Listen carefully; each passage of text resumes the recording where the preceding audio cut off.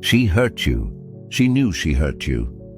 But instead of saying sorry, she went quiet, acted cold, or blamed you. And that left you asking one painful question.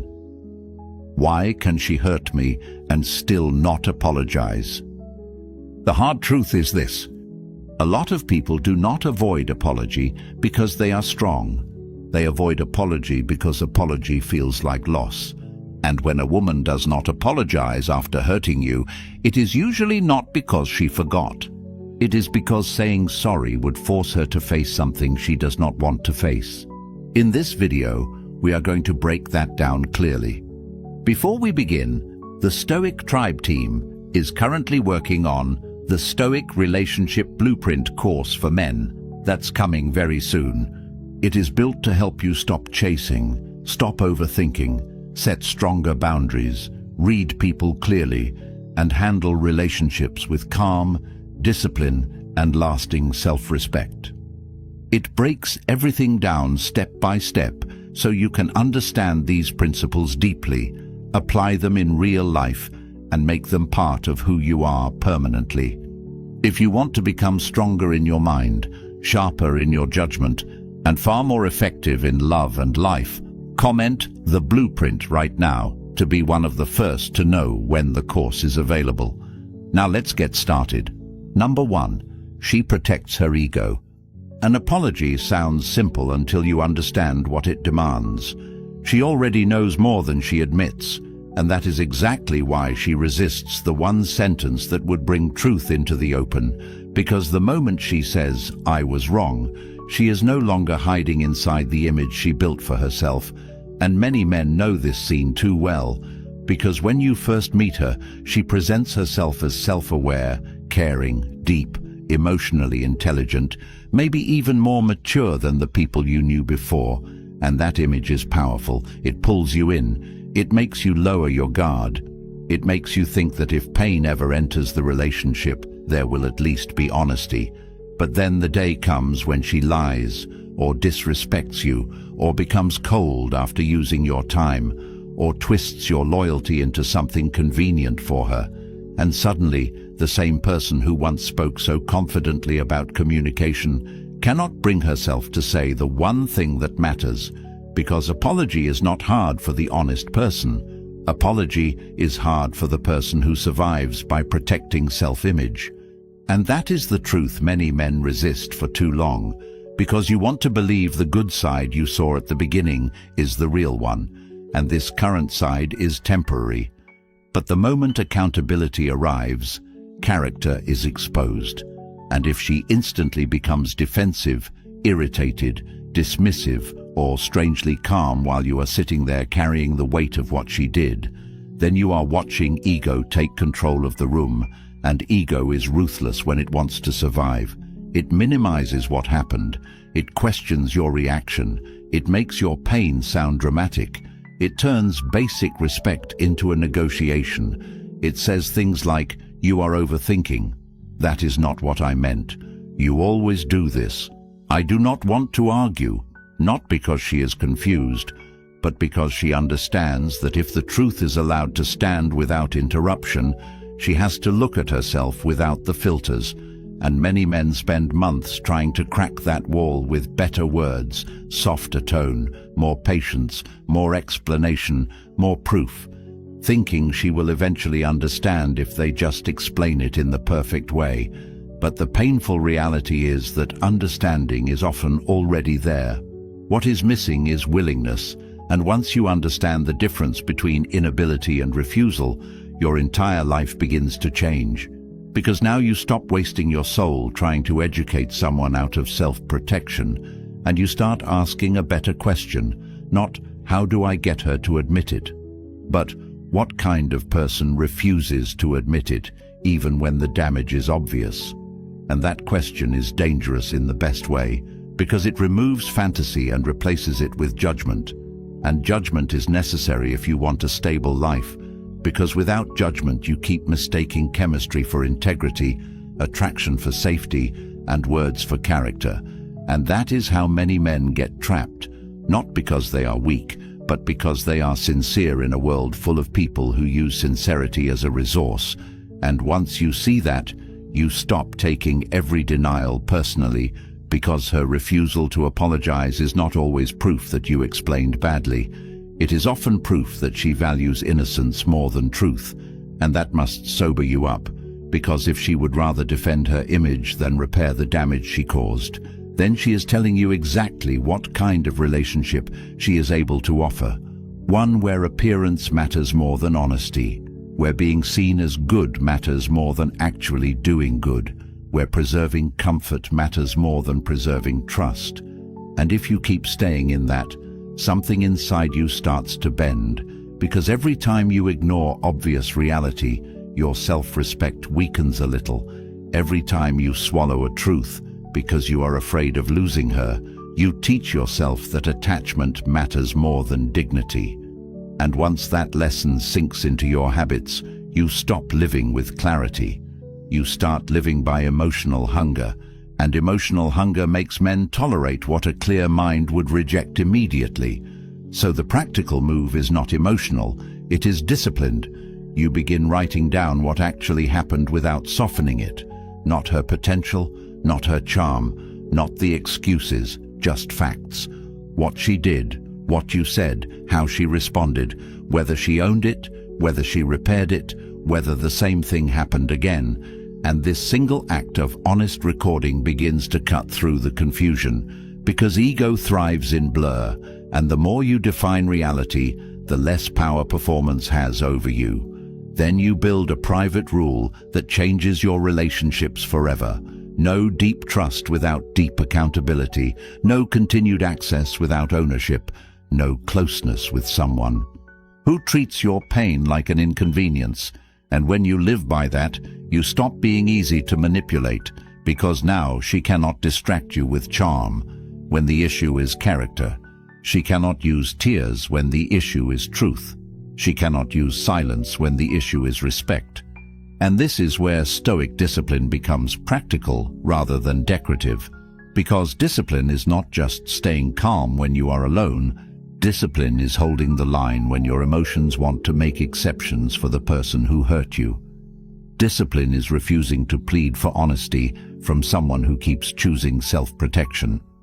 Discipline is learning to say within yourself and without drama, if truth threatens her ego more than my pain moves her conscience, then I must stop expecting peace from her.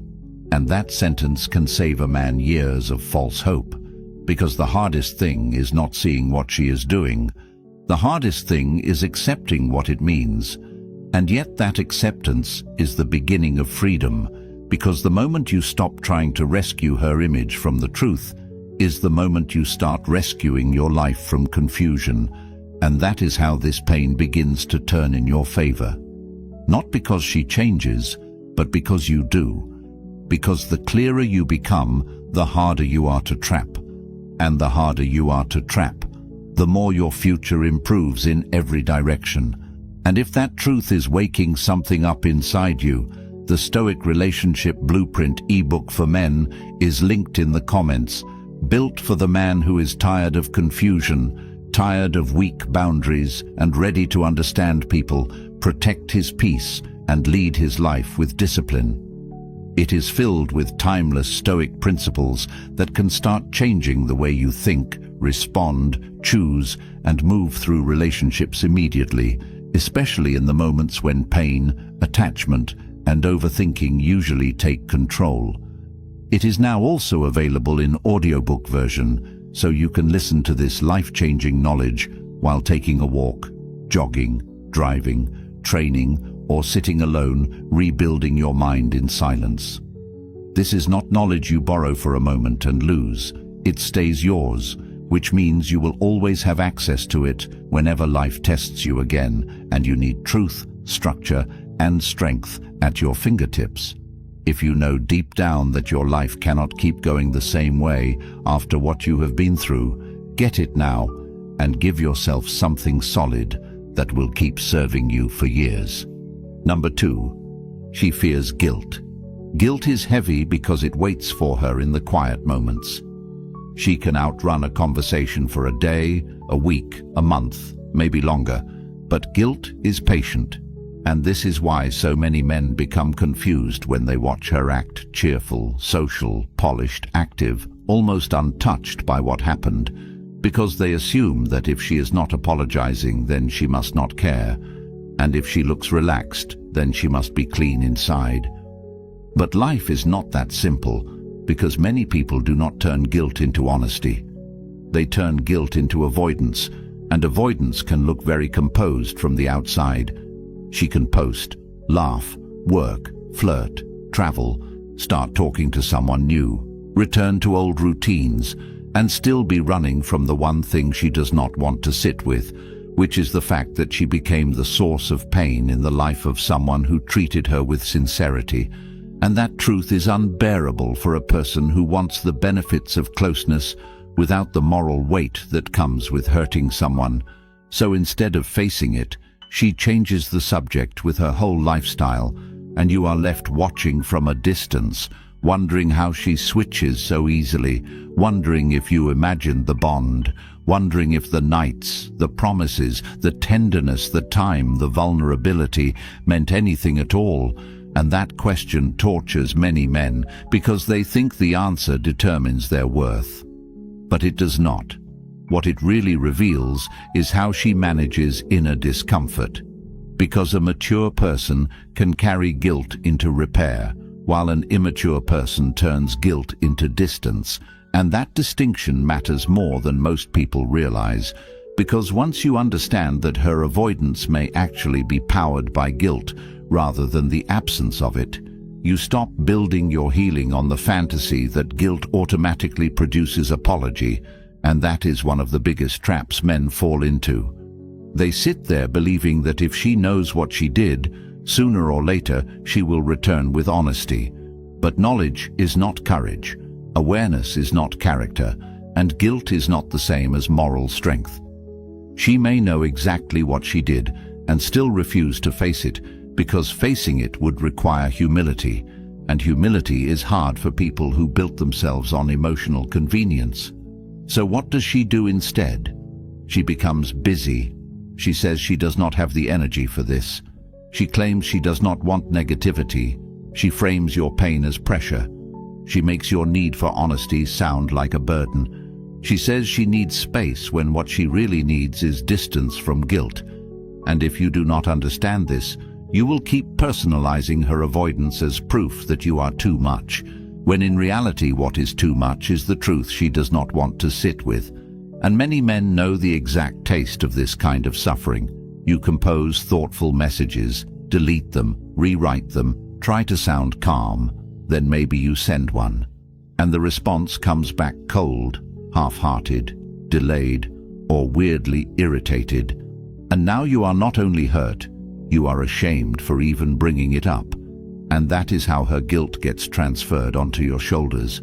Because when a person cannot carry the discomfort of what they did, they often make the wounded person carry the discomfort of naming it. And that is why you need a different framework if you want to protect your life. Stop asking only whether she knows she hurt you. Ask what she does when discomfort shows up, because that is where real character speaks. When pain is named, does she lean in or disappear? Does she get honest or slippery? Does she seek to repair or seek to escape? And once you train yourself to watch that, instead of clinging to her potential, patterns become undeniable. And from there, the practical path opens up clearly. First, you stop chasing emotional closure through repeated contact, because repeated contact with an avoidant person often multiplies pain rather than reducing it. Second, you create a response rule for yourself: no serious conversation through emotional urgency. If you are triggered, you write privately first, wait, then decide, because urgency makes men speak from injury, while discipline makes them speak from principle. Third, you separate what you know from what you hope. Write 2 columns. In one column, put facts: what happened, what was said, what was done, how she responded when confronted.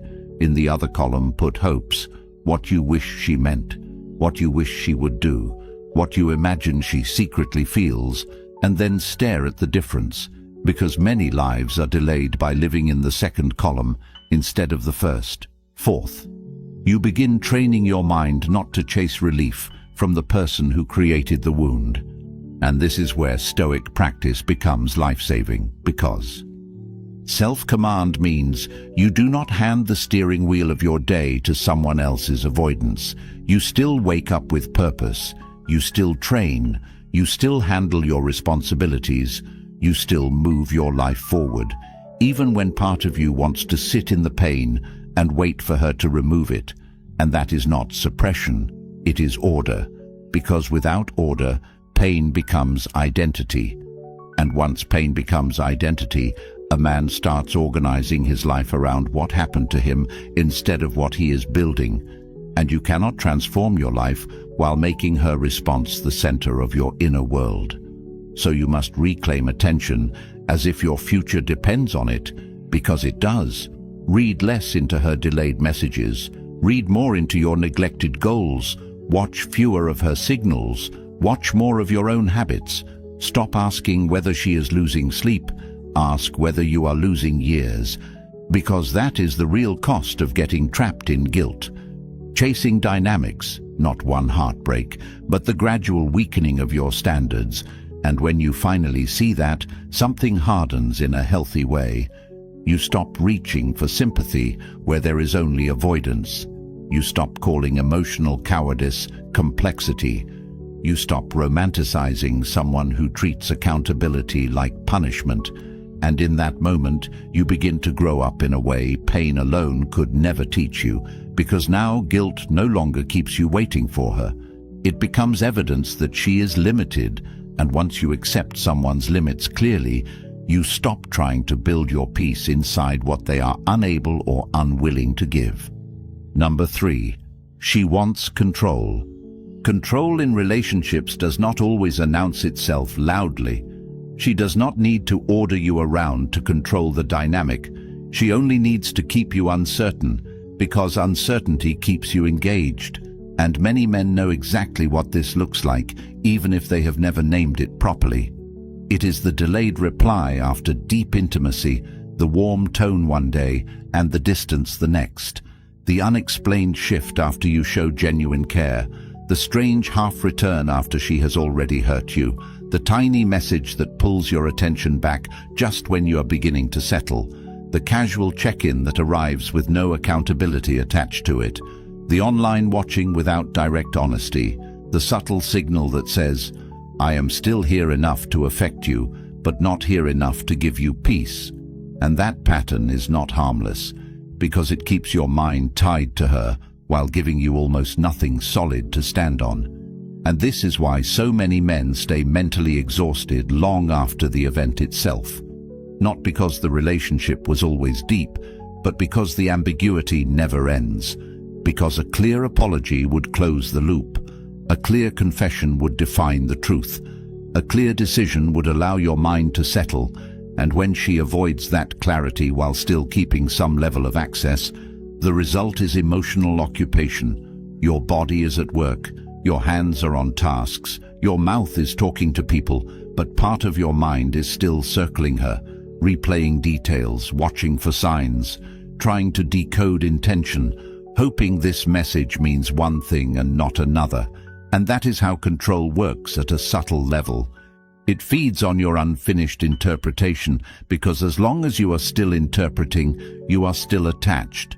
And as long as you are still attached, she still has influence, whether she openly admits it or not. And this is where many men sabotage themselves, because when she drops a breadcrumb after disrespect, they respond as if access is proof of care, when often it is only proof that she wants to check whether the door is still unlocked, and that difference can decide months of your life, because if you answer every vague reappearance with warmth, speed, openness, and hidden hope, you teach her that she can hurt you, go quiet, return lightly, and still receive your energy. And once that lesson is learned, respect decays fast, because why would she take the hard road of accountability when the easy road of vague access keeps working? And many people do not choose what is right when what is easy still gets them. what they want. And this is where you need sharper eyes than emotion gives you. You need to stop judging messages by how much relief they give you and start judging them by how much responsibility they contain. Because a message is not repair just because it reopens contact. Repair has weight, repair names the damage, repair carries humility, repair accepts risk, repair does not hide behind hay after betrayal. And once you learn that, the whole game changes, because now you stop rewarding ambiguity. Now you stop giving deep access in response to shallow effort. Now you stop treating every return as destiny, and from there something powerful happens. Your mind begins to detach from her signals and return to your own standards. And that is not coldness, it is sanity, because men lose too much time trying to decode women who benefit from staying difficult to decode. And the more you chase meaning inside mixed behavior, the more you teach yourself to live without clarity.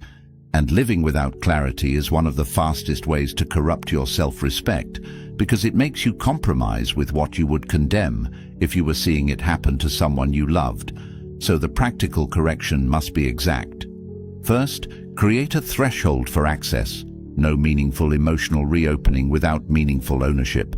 And keep that rule private if you need to, but keep it firm, because inner law matters more than outer performance. Second, when she reappears, do not ask whether you miss her. Ask whether her return contains truth, because missing someone is not a reason to trust them. Third, slow everything down. Control feeds on impulsive reaction. Discipline breaks it. When a message comes in, do not answer on the first emotional wave. Wait until you can read it without hunger. Then ask 3 clear questions. What is she actually saying? What is she actually owning? What is she actually asking for? And if the answer remains foggy, you owe her nothing beyond basic civility.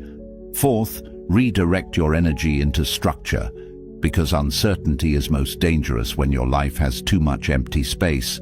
Set training times, set work blocks, set skill goals, set financial targets, clean your environment, reduce wasted scrolling, finish difficult tasks early in the day, because a directed life is harder to hijack emotionally than a drifting one.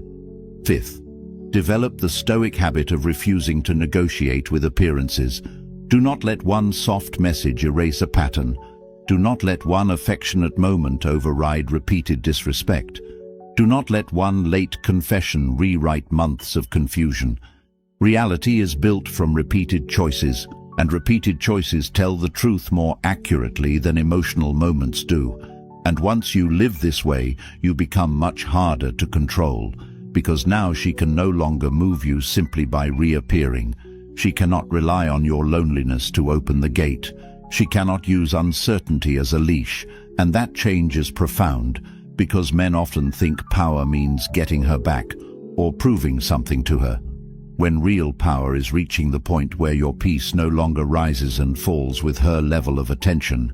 Real power is reading mixed signals and staying unmoved. Real power is hearing your own longing and still choosing your standards.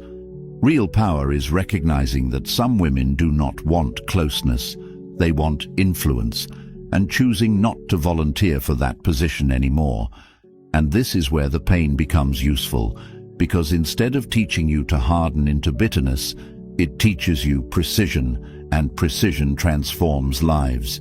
It helps you see who is sincere, who is self-serving, who wants repair, who wants access, who brings peace, who brings confusion. And once you learn to distinguish those categories clearly, your whole future changes. Not because people stop trying you, but because you stop giving your inner world away so easily. Number 4. She avoids shame. Shame is deeper than guilt, because guilt says she did something wrong, while shame whispers that something is wrong with her. And many men miss this distinction for years, which is why they keep expecting a clean apology from a woman who is psychologically built to do almost anything except sit still in the full truth of what she did. Because the moment the conversation stops being about surface details and starts touching character, many people panic, and she panics in a way that is familiar to anyone who has ever tried to hold a woman accountable after she has crossed a line. Because you come to her with a wound, and she acts as if the greater injury is the discomfort of hearing about it. You tell her calmly what happened. You choose your words carefully. You try not to raise your voice. You try not to be cruel. You try to give room for honesty. And still the whole thing starts twisting in front of your eyes.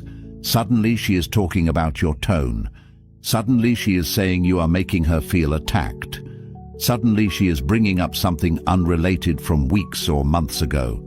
Suddenly she is asking whether you think she is a bad person, and the whole room fills with emotional smoke. Not because the truth is unclear, but because shame makes clarity feel unbearable to the person who is being exposed.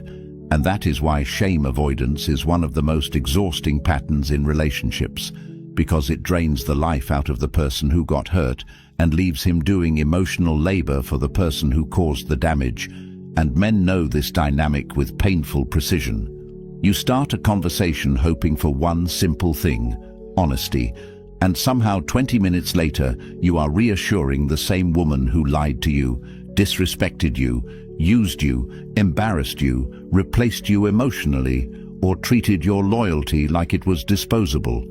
And you leave the conversation carrying your original pain plus a new layer of confusion because you are now wondering whether you were too harsh for telling the truth in the first place.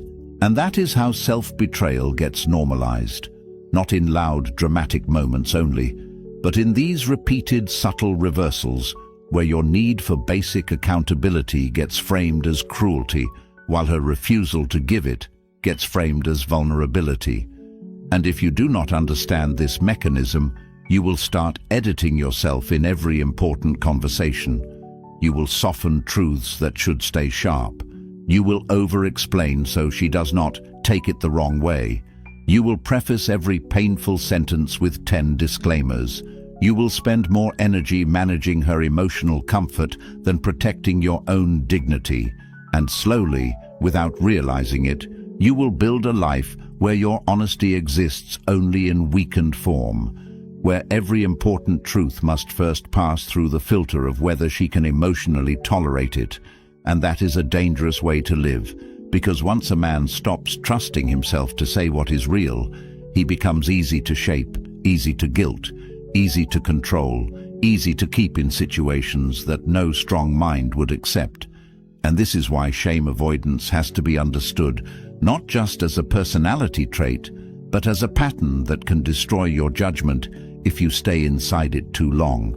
Because when she cannot face the possibility that her actions reveal something ugly about her, she has two choices: either sit in that discomfort and grow, or escape from it by dragging you into confusion. And many people choose confusion because confusion is easier than responsibility. Confusion allows her to tell herself she is not really the problem. Confusion allows her to split the blame until your pain and her behavior look morally equivalent. Confusion allows her to say things like, "We both made mistakes," when what actually happened is that she crossed a line and then panicked when you named it. And once you start hearing that line enough times, you may begin to think maturity means always taking half the blame just to keep peace. But peace without truth is not peace. It is suppression. And suppression always comes due later in the form of resentment, anxiety, insomnia, loss of focus, emotional numbness, or the slow, humiliating realization that you abandoned yourself again just to stay connected to someone who is deeply uncomfortable with accountability. So the practical response must become disciplined and concrete. First, stop letting the conversation leave the point too quickly when she starts shifting into shame, avoidance tactics, dragging in old issues, exaggerating your tone, acting wounded by your honesty. Calmly bring the focus back by naming the exact issue in one sentence and staying there. Something as simple as, "That can be discussed separately, But right now we are talking about what you chose to do. And you keep your voice level because your steadiness is what protects reality from becoming emotional theater. Second, refuse to chase understanding from someone who keeps turning truth into a personal attack. Because once a woman repeatedly shows that any form of accountability makes her collapse into defense, anger, or self-victimizing, your task is no longer to persuade her. Your task is to decide how much access a person like that should have to your life. Third, build a written record for yourself, not because you need ammunition, but because you need clarity. Write down the events, write down your response, write down how she handled being confronted, because shame-avoidant people thrive in blurred memory. They benefit when you forget details, when you second-guess the order of events, when you start asking whether it was really that bad. But the written page keeps reality stable, and stability is priceless when you are dealing with someone who makes you question your own perception. Fourth, train yourself in stoic restraint, not by suppressing your pain, but by refusing to let pain make you chaotic, because chaos helps her. Chaos makes you easier to dismiss, easier to label, easier to turn into the real problem, while disciplined speech, measured pauses and controlled decisions keep your dignity intact, and dignity is not some decorative word. Dignity is the force that stops you from crawling back into conversations that repeatedly leave you smaller. Fifth, become ruthless about one truth that many men resist because it hurts their hope.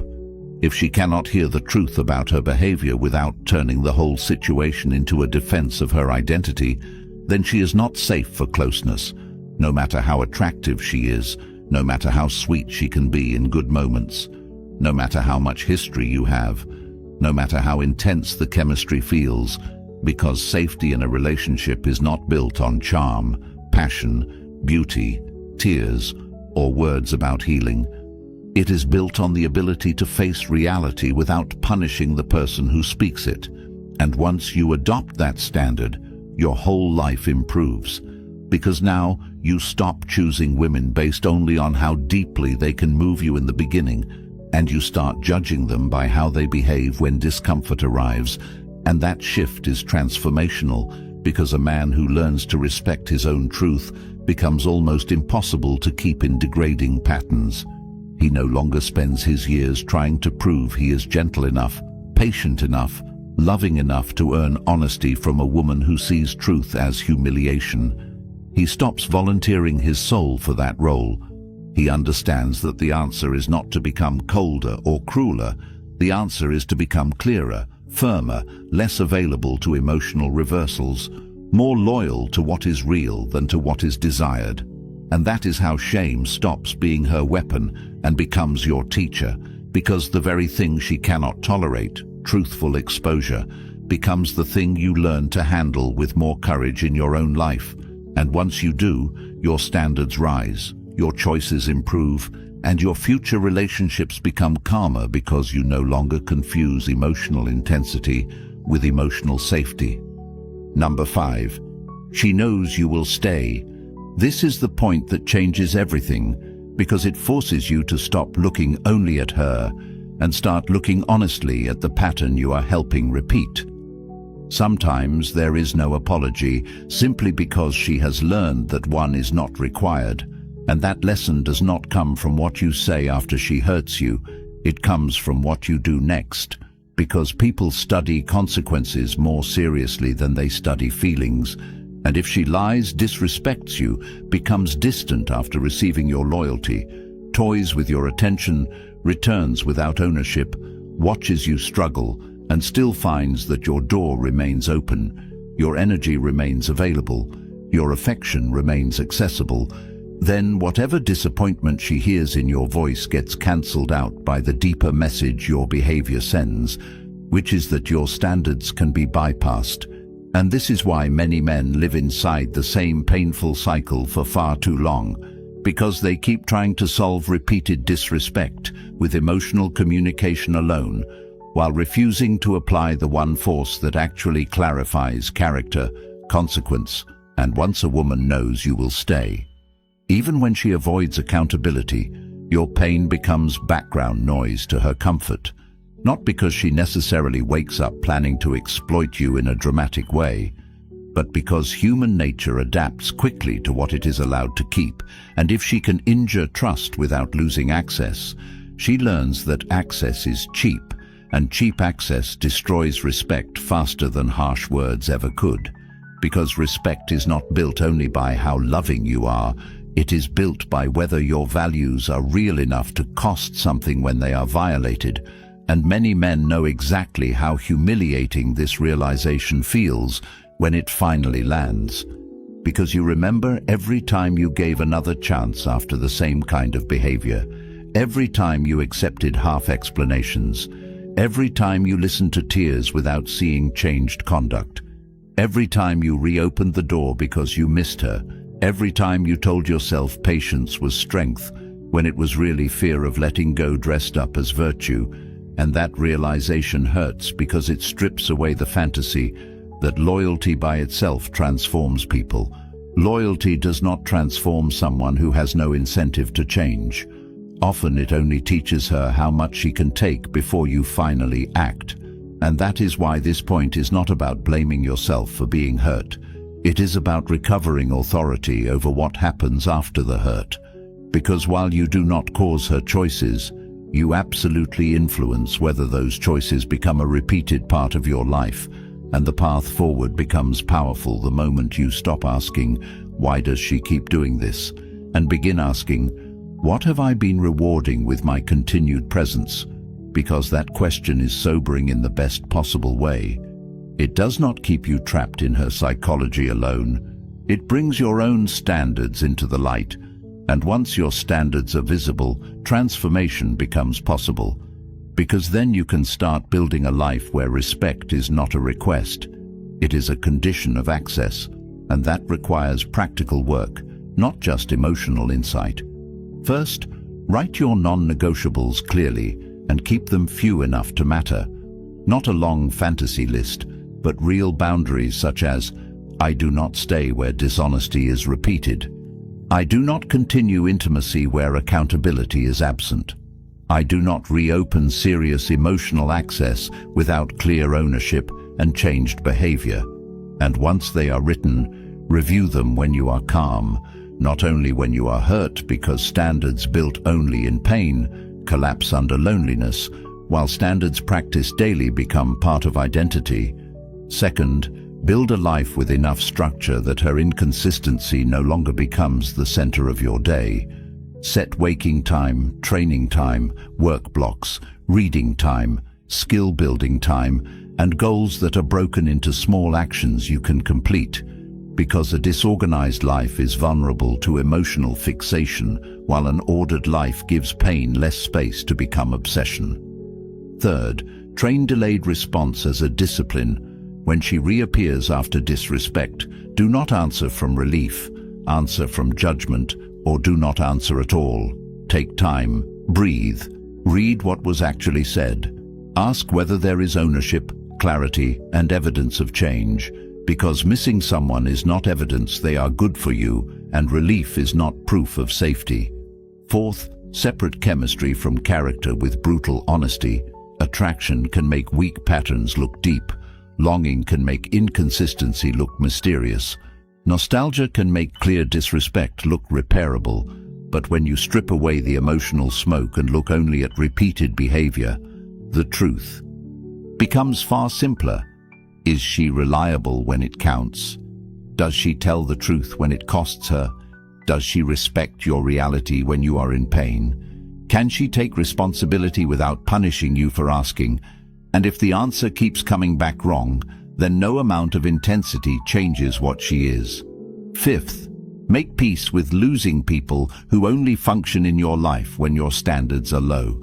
Because one of the hardest stages of growth is realizing that some women do not leave because you became too harsh. They leave because you became harder to misuse, and that loss can actually be a form of protection even when it hurts.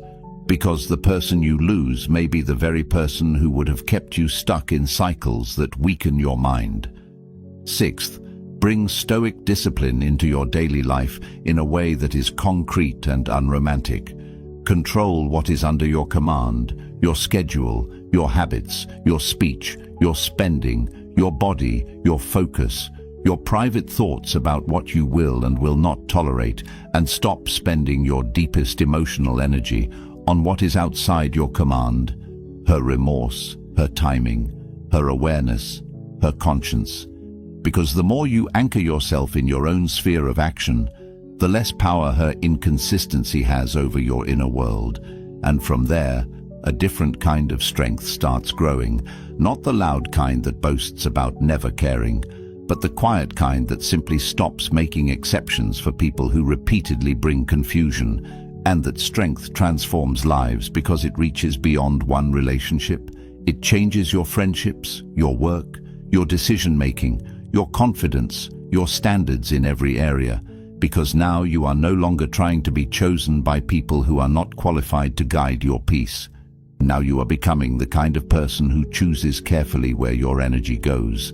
And that is the true reversal of power: not making her chase you, not making her regret you, not getting some dramatic apology after months of pain, but reaching the point where her apology is no longer the key to your freedom, because your freedom comes from the standards you finally enforce. And once a man reaches that point, he stops wasting years waiting for women who only respect what they can lose. He stops turning his heart into a waiting room for accountability that never arrives. He stops bargaining with reality. He starts acting in alignment with what he knows, and the result is profound. He becomes calmer, more focused, less reactive, more selective, less hungry for validation, less available to emotional manipulation, more grounded in his own path. And that is how the most painful situations begin to turn in his favor, because instead of leaving him broken, they leave him awake. And an awake man is far harder to trap than a hopeful one who still believes love alone can make someone accountable. Most people will spend years begging for closure, explaining their pain to people who already understand it, and calling that love, when the truth is that a man's life changes the moment he stops chasing what keeps disrespecting him and starts building a mind that cannot be easily shaken. If you are ready for that shift, comment "I choose clarity," because that one decision can mark the day you stop living by confusion and start living by principle. Like this video and subscribe so more people find these truths early, and do not lose years to weak boundaries, false hope, and avoidable regret. And if you are ready to go deeper, the Stoic Relationship Blueprint ebook for men is linked in the comments, filled with timeless Stoic principles that can start transforming the way you think, choose, and move immediately. It is now also available in audiobook version, so you can absorb this life-changing knowledge while walking, jogging, driving, or training.